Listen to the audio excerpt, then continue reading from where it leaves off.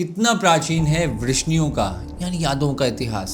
2300 साल पुराना यह गुफा चित्र केव पेंटिंग आपको हैरान कर देगा। डिकोडिंग कृष्णास हिस्ट्री के पार्ट 22 में आज हम देखने वाले हैं टिक्ला रॉक आर्ट। यह मिला है गुफा के अंदर। टिक्ला रॉक आर्ट जो है एक रॉक आर्ट है, यानी पत्थरों के ऊपर पेंटिंग किया गया है 2300 साल पहले। कुछ स्कॉलर्स का मानना है कि वहाँ के जो आदिवासी लोग थे या जो ट्राइबल पीपल थे, इन तीनों की पूजा करते थे। तो कौन है टिक्ला रॉक आर्ट में, किसको दर्शाया गया है? तो आप देख सकते हैं टिक्ला रॉक आर्ट में 3 लोगों को डिपिक्ट किया गया है। तो इसमें 2 पुरुष हैं और 1 स्त्री है। इसमें क्लियरली हमें ये चीज समझ में आता है। तो बीच वाले व्यक्ति जो है एक हाथ में चक्र पकड़ के खड़े हैं और दूसरे हाथ में गदा। जो राइट में एक व्यक्ति खड़े हैं, एक हाथ में हल पकड़ के खड़े हैं और दूसरे हाथ हमें पता नहीं एग्जैक्टली क्या है। और तीसरी है एक स्त्री जिनके हाथ में एक छाता यानी अम्ब्रेला पकड़ के वह भी खड़ी है। इनको बोला जाता है वृष्णि ट्रायड्स यानी यादों के ट्रायड्स, 3 मुख्य मूर्तियां। अब तक आपको समझ में आ गया होगा ये 3 कौन है। चक्र पकड़ने वाले भगवान श्री कृष्ण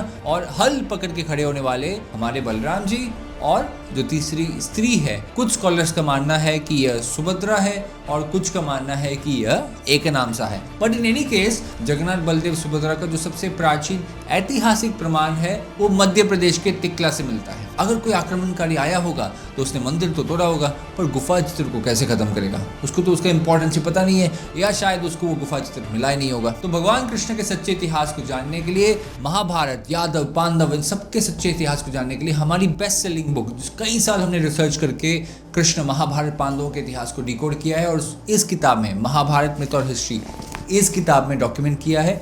तो अगर आपको ये इतिहास जानना है, अमेज़न पे जाइए और इस किताब को लीजिए। तो कृष्ण के इतिहास को जानने के लिए, महाभारत और पूरे भारत के सच्चे इतिहास को जानने के लिए जुड़े रहिए हमारे इस सीरीज के साथ, डिकोडिंग कृष्णास हिस्ट्री।